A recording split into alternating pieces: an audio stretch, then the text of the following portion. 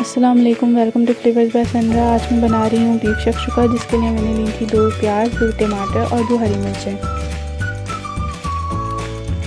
प्याज को अच्छी तरह से ब्राउन कर लें। उसके बाद उसमें टमाटर, हरी मिर्चें, नमक, हाफ़ टी स्पून हल्दी, 1 टीस्पून पिसी लाल मिर्च, 1 टीस्पून कुटी लाल मिर्च और half tea spoon black pepper add करके उसकी अच्छे तरीके से भुनाई कर लें।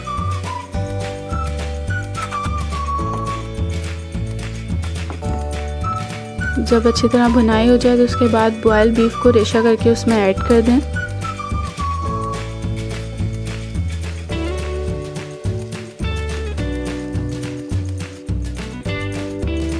आखिर में अंडे डालकर उसको ढककर 5 मिनट के लिए पका लें।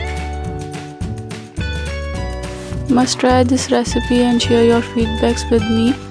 See you in the next video. Allah Hafiz.